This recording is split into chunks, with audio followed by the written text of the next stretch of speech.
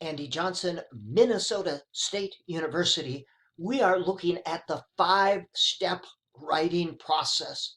You teach the process to develop the skill: pre-writing, drafting, editing or revising, editing, sharing / publishing.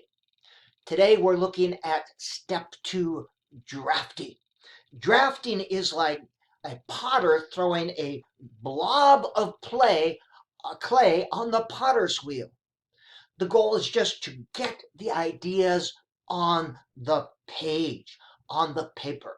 Just like that potter takes the clay and throws the blob on the wheel, he will know that he or she will be shaping it later. It's the first attempt to get these ideas on paper. Now, you can't write well if you're not first willing to write poorly. You have to write garbage. It should look terrible. And as a teacher, you are demonstrating this. Boys and girls, here is my draft. And you read it and you show them all the scratch marks and scribbles and arrows and things. That is the draft, your first attempt to throw the clay on the wheel. And I have these steps. Don't think, get it out. Don't think some more, get it out some more. You have to demonstrate this.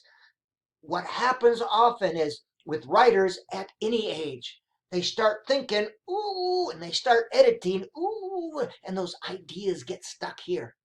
And I do this myself. When I find my writing is not working, I have to just remind myself, just get garbage out there. This is why teachers need to write. Teachers of writing need to write themselves so they understand the process. As I'm teaching writing, as I'm writing a book on writing, I'm writing so I understand these things. I can say, this happens to me.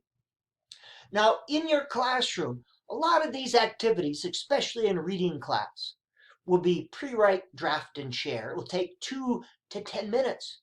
Get an idea. Boys and girls, write about a time when you were very happy, something that made you happy. Quick pre-write, get their ideas down. You're watching them. When the energy starts to leave their fingers or pencil, you say, boys and girls, finish up the idea in 1 minute, and we'll be sharing in a small group. 2 to 10 minutes at most. Why do we want students to share their writing? This is what makes it come alive. You see how it's playing in the head of others. Getting these responses is powerful. You get ideas for how you might revise or add or draft.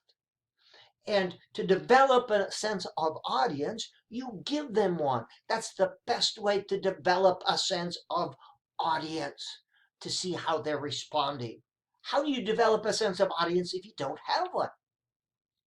And to respond, you are teaching your students how to respond. You have response guidelines, and you can decide adopt or adapt. You see how some very good teachers do this. They have these posted. You remind them how to be a good responding partner, how to be a good writing partner. You teach them, you post it, they are responding. All right, that was step 2, the draft. Getting those ideas on paper, throwing that blob of clay on the potter's wheel. The next video will look at step 3, revising.